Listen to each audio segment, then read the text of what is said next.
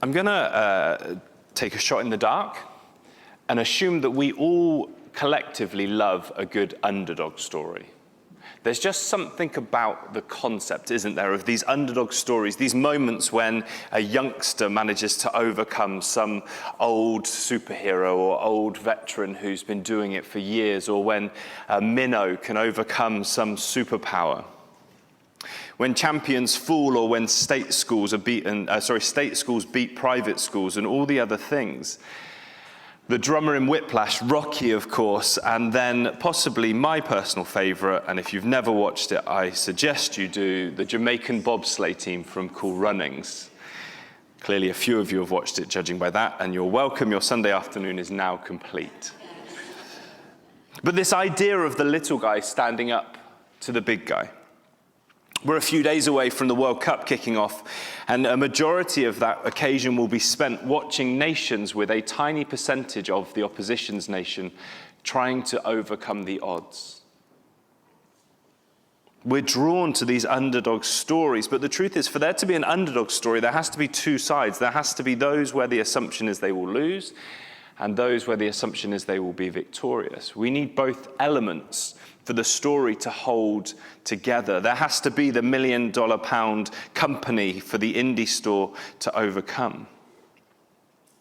I'm not sure why I said dollar there. I realized I've gone very American this morning. My apologies.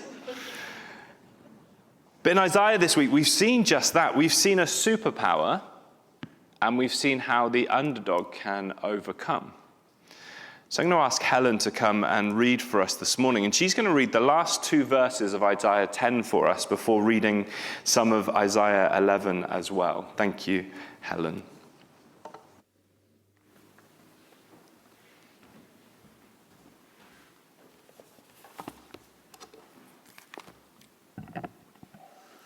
See, the Lord Almighty, will lop off the boughs with great power. The lofty trees will be felled, the tall ones will be brought low. He will cut down the forest thickets with an axe. Lebanon will fall before the mighty one. A shoot will come up from the stump of Jesse. From his roots, a branch will bear fruit. The Spirit of the Lord will rest on him, the Spirit of wisdom and of understanding, the Spirit of counsel and of power, the Spirit of knowledge and the fear of the Lord. And he will delight in the fear of the Lord. He will not judge by what he sees with his eyes, or decide what he hears with his ears, but with righteousness he will judge the needy. With justice he will give decisions for the poor of the earth. He will strike the earth with the rod of his mouth, with the breath of his lips he will slay the wicked. Righteousness will be his belt, and faithfulness the sash around his waist. The wolf will live with the lamb, the leopard will lie down with the goat, the calf and the lion and the yearling together, and a little child will lead them. The cow will feed with the bear, their young will lie down together, and the lion will eat straw like the ox.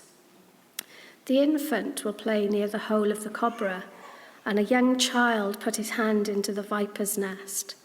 They will neither harm nor destroy on all my holy mountain, for the earth will be full of the knowledge of the Lord as the waters cover the sea.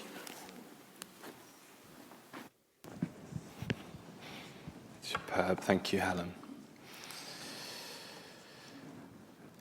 In Isaiah 10, we have, before the bit that Helen read, this picture of the mighty Assyrians, with the description being of this mighty forest of Assyria, the powerhouse, the aggressor, the strength at the time, as it were.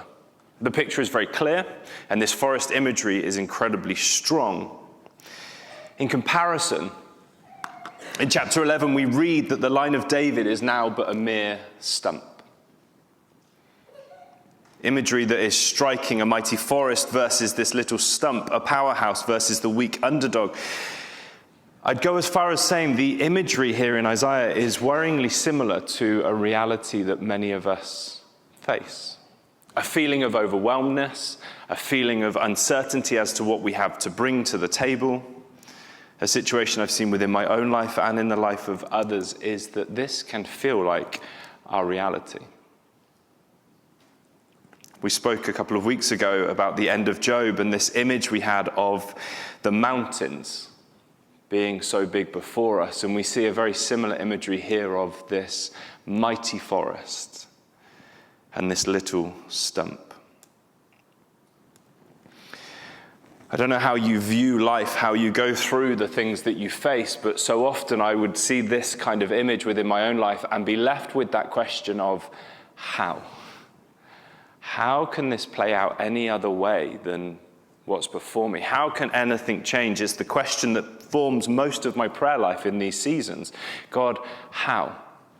How do we go from where we are now to where I believe I could be, the situation could turn out? How can I overcome this powerhouse? Look at what is left of my resistance, my self-worth, my capacity, whatever it might be that leaves you in this position. The mighty Assyrian forest versus the fallen tree of David left as nothing but a stump. In fact, if you look into the text, you'll see that it's not even called the house or the line of David at this point. It is merely the stump of Jesse. Things have got dire. The picture is bad. The imagery is rich. It's fascinating, when I came to these passages in Isaiah, I assumed we would be talking about the coming Messiah, that these were words of prophecy for Jesus. And they very much are, but I think as I spent time in this, I realized how profound the challenge is for our own lives in this imagery. And we will move on to something of that coming king that we see in these passages. But first, I just want us to explore this imagery and the challenge that it is to our lives. We read these words, "See, the Lord Almighty will lop off the boughs of the great power. The lofty trees will be felled, the tall ones will be brought low. He will cut down the forest thickets with an axe." If we were playing out our underdog story, this is the moment in which the comeback is about to begin. The forest is brought low. An incredibly powerful reminder, a reminder I would like every one of you to hear this morning. No matter the size of the forest you face, no matter how dark it feels on the forest floor under the canopy that is above you, God will be victorious. The promise of this is woven throughout biblical text, but God will be victorious. This image of God bringing low this mighty forest, clearing the way for the shoot of Jesse to begin to grow. I know many of you, but I don't know what it is you are going through. But I do know this, despite the lowliness of the stump, and despite its outward appearance and its apparent frailty, it was not done. That stump was not done.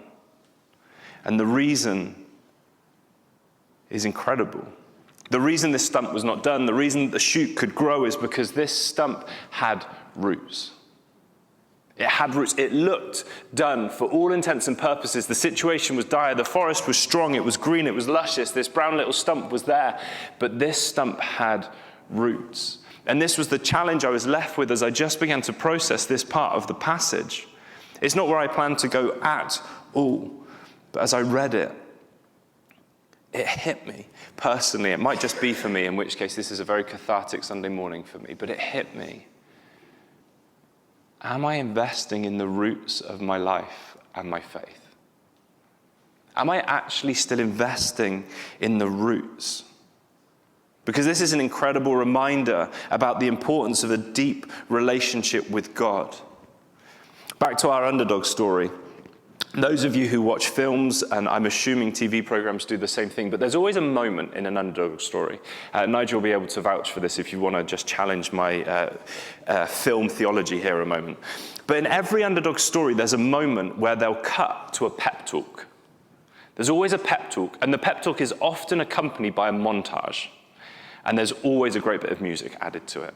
But the pep talk will talk about all of these things, and that's great, and the pep talk's wonderful. But the montage is the bit I want us just to consider, because the montage shows someone running up a bunch of steps in Philadelphia, or practicing over and over and over again. The montage allows us to see what is seen.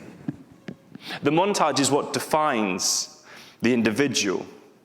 Because in the background, in the unseen, the individual has been putting in moments. They've been working hard. They've been training. They have been doing all of this in the unseen. For want of a way of putting it, these are the deep roots that they've been establishing.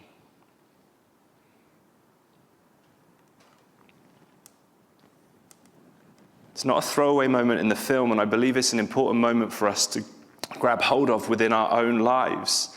Training, heart, determination, investment, putting people around you, having a structure. All of these things are crucial in our underdog stories. It's how they come back to that point where they can be victorious. For us, in this setting, the question becomes, and the challenge is, am I putting that work in the secret place? Because if I am, and the storyline goes, doesn't it?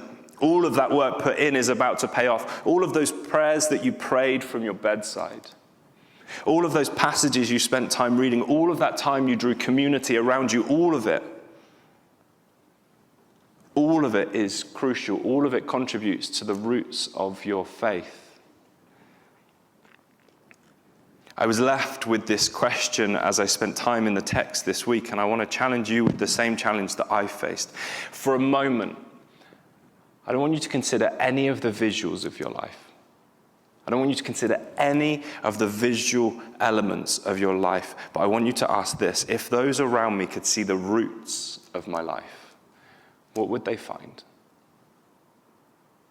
If those around me could see the roots of my life, what would they find? Not how do I present, not how do I come across, not how do I scrub up when I want to go out on an evening. None of that. Not how I conduct myself when I'm in the chapel, not how I deal with road rage when someone cuts me up or is driving 20 on the motorway when it's quite clearly faster than that. None of that. If all of that was stripped away for a moment and just the roots, the things that I choose to invest in that no one else gets to know about and no one else sees, what would people see of me? Because we see from that image that we had a moment ago of the stump, roots are crucial. Because irrelevant of the outward appearance, those roots will turn into the way we conduct ourselves, into the way that we act, into the way we deal with crises. Are the roots that you are developing of faith nourishing you or detrimental to you? Are the things you invest in helping you to grow to be stronger or slowly weakening you? You see, God had taken care of the forest, but there becomes a question of where do the roots that you are burrowing deep lie? Are we investing in spending time with God? Are we putting godly people around us? Are we a people of prayer? What's under the surface of your life? Are you investing in the things of God or in the things of the world?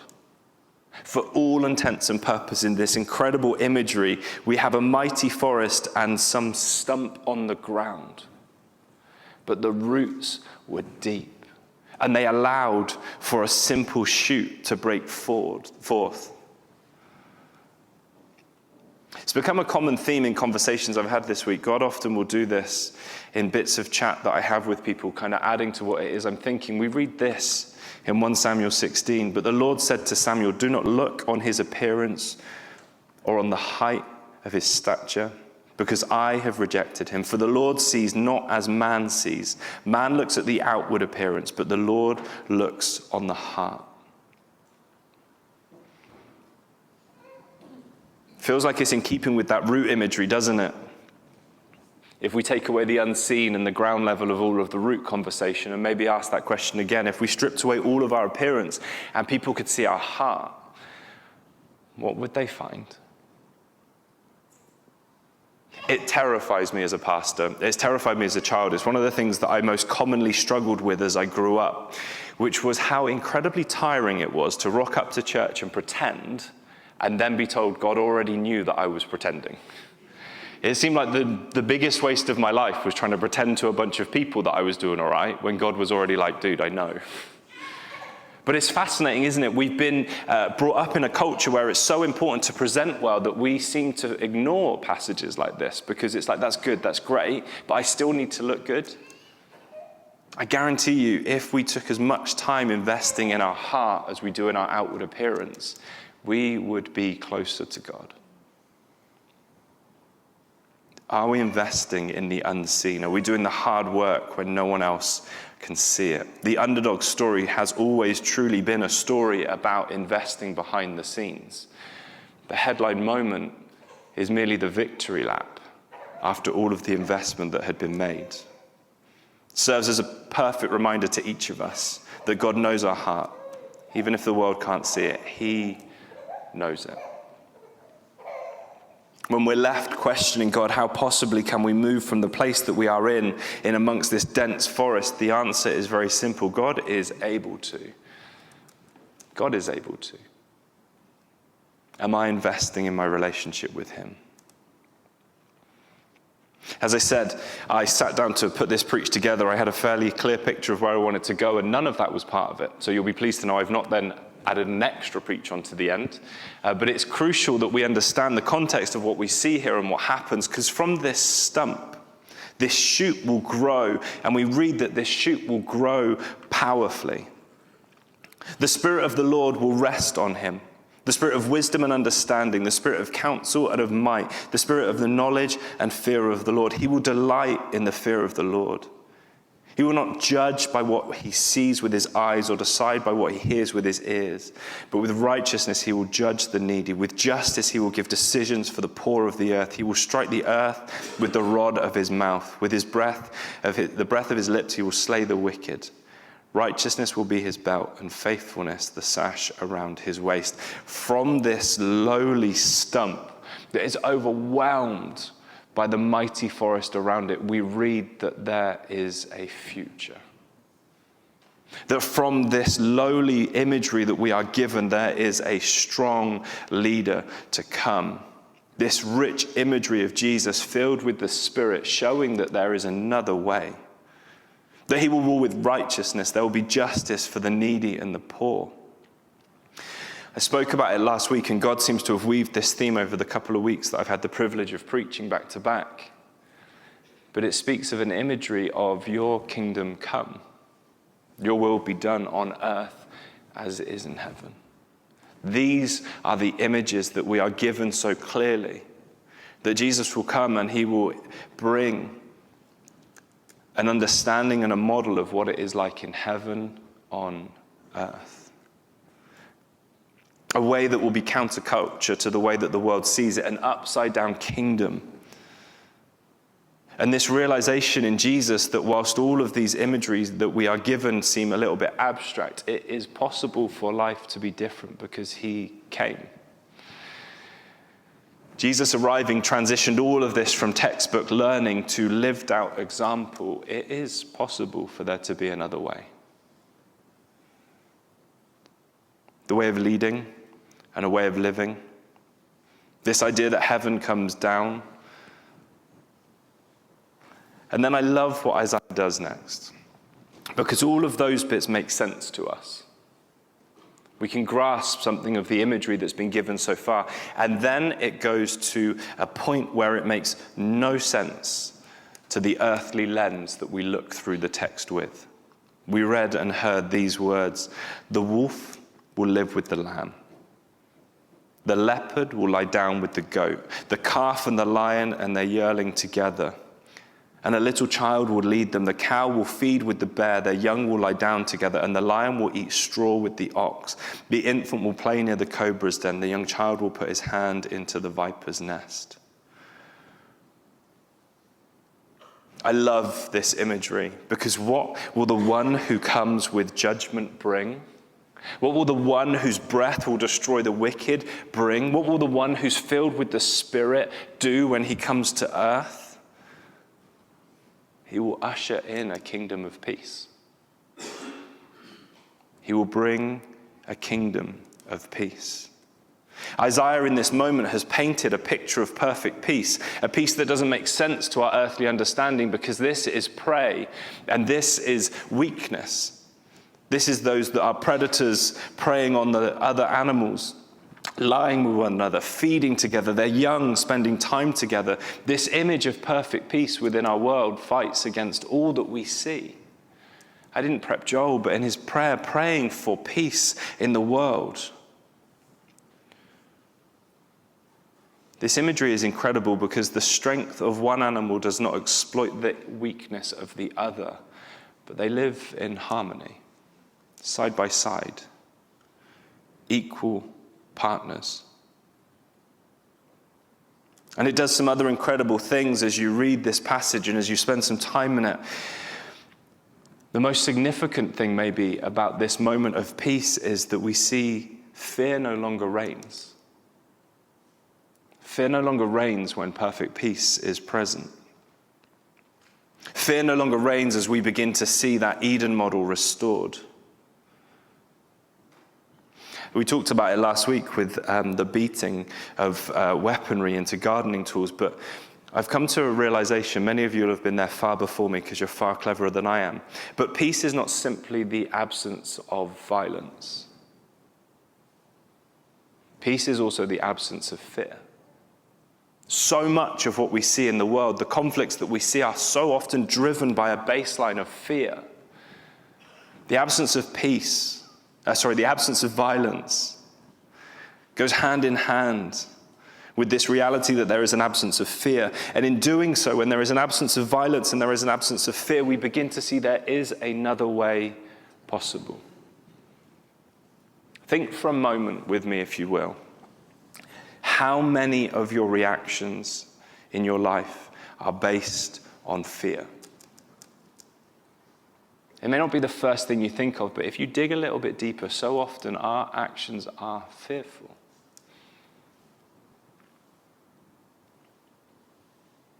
Peace changes everything.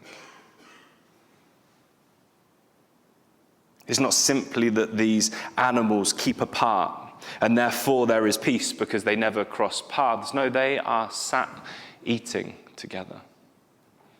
Their young are playing together. It's not pretending to be something we are not. It's being who we are, but being a people of peace along with it. The wolf is still a wolf, but it will no longer prey on the lamb. Another way is possible. Your kingdom come on earth as it is in heaven appears to have traction.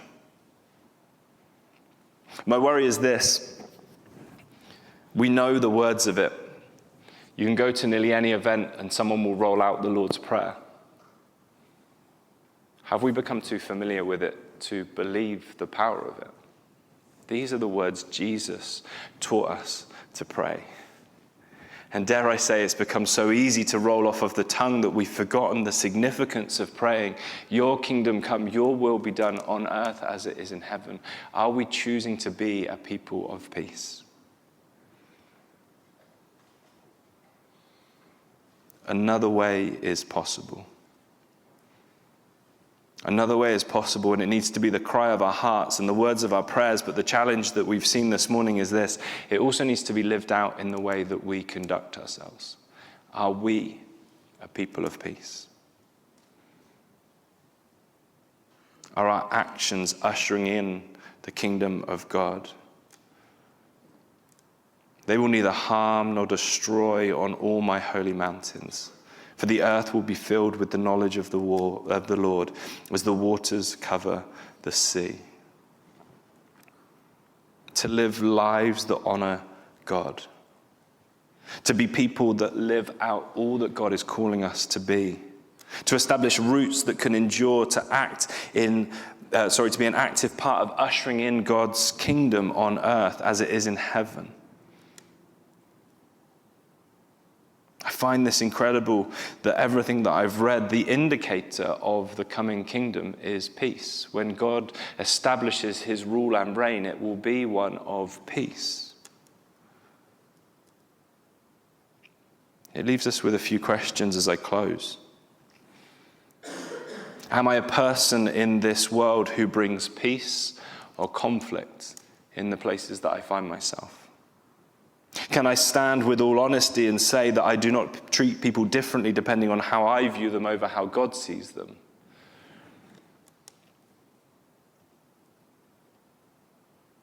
Isaiah shows us there is another way. In the coming King, there is another way. There is another way for us to live out the lives that we lead, the way we conduct ourselves.